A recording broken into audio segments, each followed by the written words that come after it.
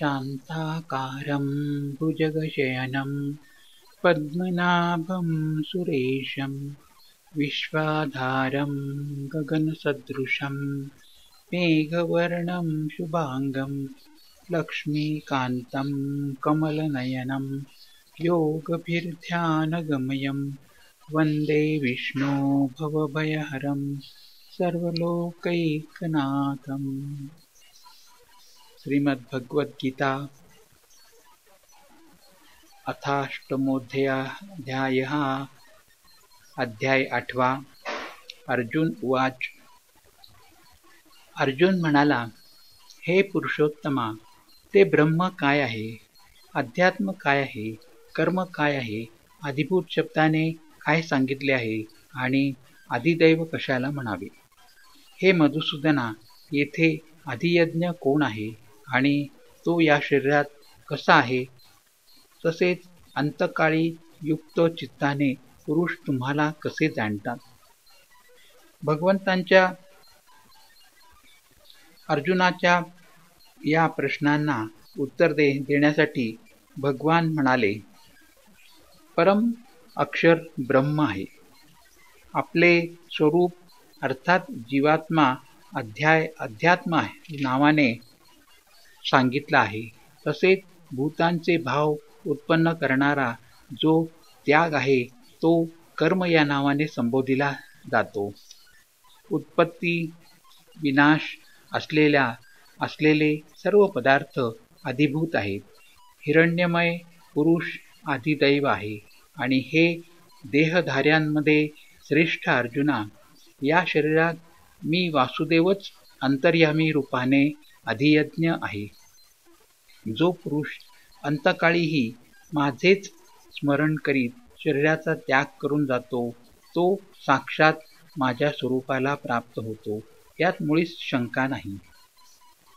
हे कुंतीपुत्र अर्जुना, हा मनुष्य अंतकाळी ज्या भावाचे स्मरण करीत शरीराचा त्याग करतो त्यालाच तो जाऊन मिळतो, कारण तो नेहमी त्याच भावाचे चिंतन करीत असतो. म्हणून हे अर्जुना, तू सर्व काळी निरंतर माझे स्मरण कर आणि युद्धही कर. अशा प्रकारे माझ्या ठिकाणी मन बुद्धी अर्पण केल्यामुळे तू निसंशय मलाच येऊन मिळशील.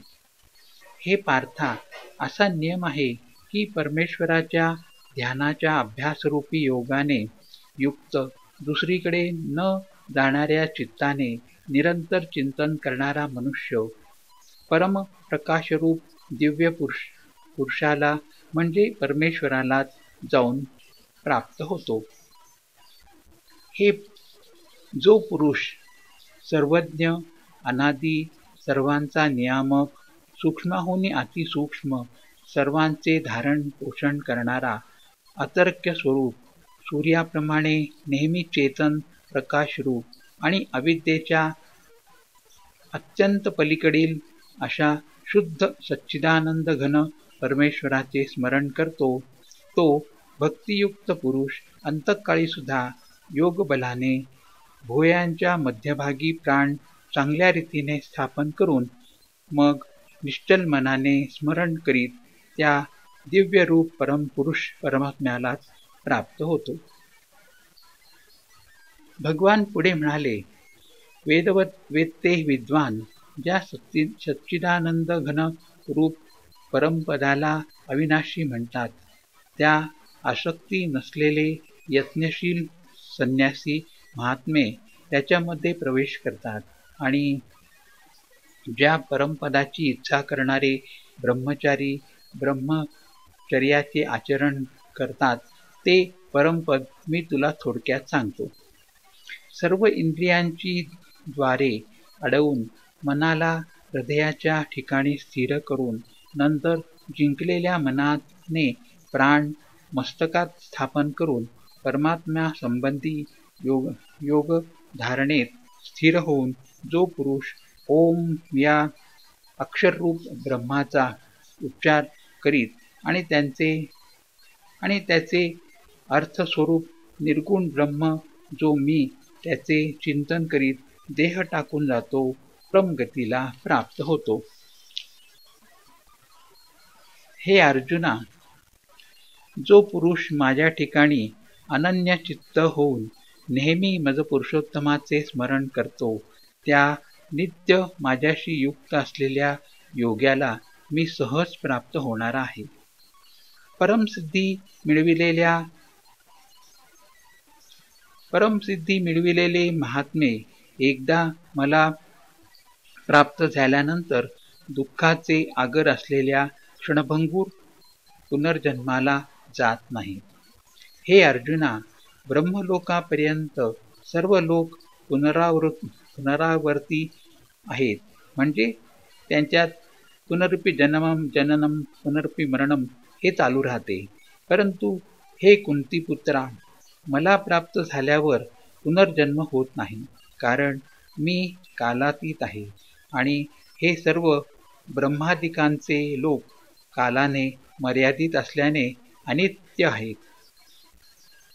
ब्रह्मदेवाचा एक दिवस 1000 चतुर्युगांचा असून रात्र ही 1000 चतुर्युगांची असते. जे योगी हे तत्वतः जाणतात ते काळाचे स्वरूप जाणणारे होत. सर्व चराचर भूत समुदाय ब्रह्मदेवाच्या दिवसाच्या आरंभी अव्यक्तापासून म्हणजे ब्रह्मदेवांच्या सूक्ष्म शरीरापासून उत्पन्न होतात आणि ब्रह्मदेवांच्या रात्रीच्या आरंभी त्या अव्यक्त नावाच्या ब्रह्मदेवाच्या सूक्ष्म शरीरात विलीन होतात. हे पार्था, तोच हा भूतसमुदाय पुन्हा पुन्हा उत्पन्न होऊन प्रकृतीच्या अधीन असल्यामुळे रात्रीच्या आरंभी विलीन होतो व दिवसाच्या आरंभी पुन्हा उत्पन्न होतो. त्या अव्यक्ताहून फार पलीकडचा दुसरा अर्थात विलक्षण जो सनातन अव्यक्त भाव आहे, तो परम दिव्य पुरुष सर्व भूते नाहीशी झाली तरी नाहीसा होत नाही. त्याला अव्यक्त अक्षर असे म्हणतात. त्यालाच श्रेष्ठ गती म्हणतात. ज्या सनातन अव्यक्त भावाला प्राप्त झाल्यावर मनुष्य परत येत नाही, ते माझे सर्वश्रेष्ठ स्थान होय. हे पार्था, ज्या परमात्म्याच्या ठिकाणी सर्व भूते आहेत आणि ज्या सच्चिदानंद घन परमात्म्याने हे सर्व जग व्यापले आहे, तो सनातन अव्यक्त परम पुरुष अनन्य भक्तीनेच प्राप्त होणारा आहे. हे अर्जुना, ज्या काळी शरीराचा त्याग करून गेलेले योगी परत जन्माला न येणाऱ्या गतीला प्राप्त होतात आणि ज्या काळी गेलेले परत जन्माला येणाऱ्या गतीला प्राप्त होतात, तो काळ अर्थात 2 मार्ग मी सांगेन.